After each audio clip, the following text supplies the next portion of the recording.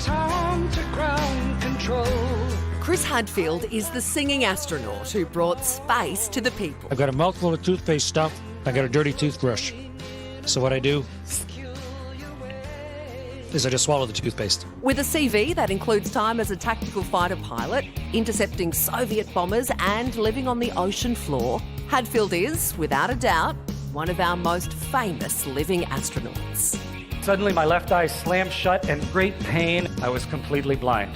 Now we use Johnson's No More Tears, which we probably should have been using right from the very beginning. These days, his feet are firmly back on the ground as he dedicates his time to his other passions, like writing his latest book, the aerospace thriller, The Defector. 3, 2, 1, and liftoff. Please welcome Chris Hadfield!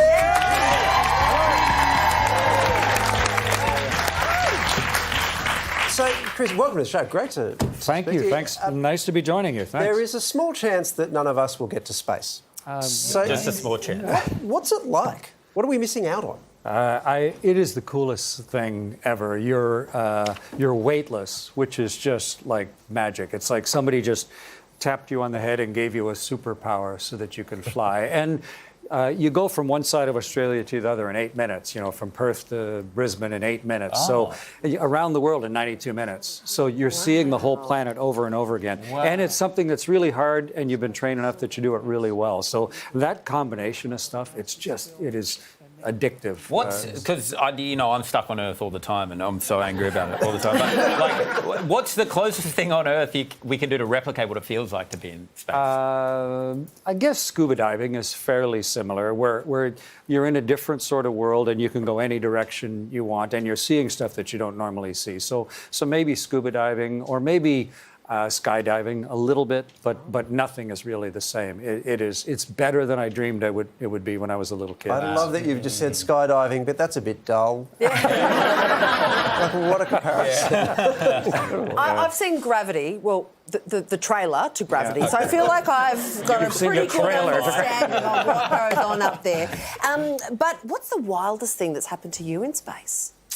I've done 2 spacewalks where you put on the big bulky white suit and then you get into the airlock and you let all the air out of the airlock and it gets quieter and quieter and quieter, and then you open up the hatch and grab on and then pull yourself out into the universe. And it's like coming from this little tiny claustrophobic box, and now the whole world is just mesmerizingly rotating next to you. When you look the other direction, you're in the eternal blackness of the universe, and you're out there, alone with one other person.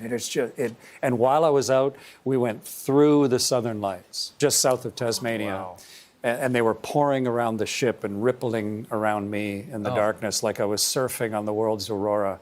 It's just wonderfully beautiful and completely different than anything else I've ever experienced. So how do you've surfed the world's aurora, looked at the eternal blackness of the universe in space, travelled at 6 kilometres a second, lived on the seafloor, 8 kilometres a second. It's a bit slower, yeah. Not that impressive. Lived on the seafloor. Yeah. How do you get excited about anything in regular everyday life? How do you get your kicks these days? What do you do? I like everything I'm doing. It's great to be talking with the 4 of you. I've never met you before. You've done some amazing stuff. So getting to know people. I'm a musician. I tour with a band. I write books. I work with a lot of schools. I run a big technology incubator, help some companies. I do a lot of water skiing and downhill skiing, and I love everything that I'm up to, and so it's not like I was trying to reach some peak and then best myself. It's more, I've had some amazing experiences and I'm continuing to have them, so it all fits together for me. You're an incredible person. You're here to celebrate the release of your new book, The Defector. Yeah. It's the second in your series. Which became a #1 bestseller. It is the top-selling book in Canada as of today, which is huge. I was so excited to hear that news this morning. It's great. You've literally been to space and you're excited about a bestseller. It's cool. He's over the moon about it. Is it true that Hollywood have come knocking? Yeah, for it. So I write thriller fiction, and the first book in the series is called The Apollo Murders, and yeah, it's being made into an 8-part television series now. So I'm whatever an executive producer is, I'm now that. So Sarah will be sure to see the trailer for that one. Yeah.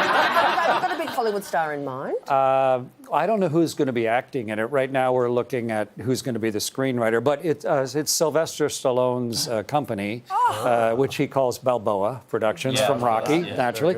And he loved the book. He and his wife both loved the book, and so I'm pretty excited that our production company is working with his to bring it to the screen. And now I've written the second book in the series, and I'm working on the third. So yeah, it's a different way to share the experience of having flown in space. You know, to have done the things that I've done, and now be able to let people see what it really feels like by writing a book like The Defector.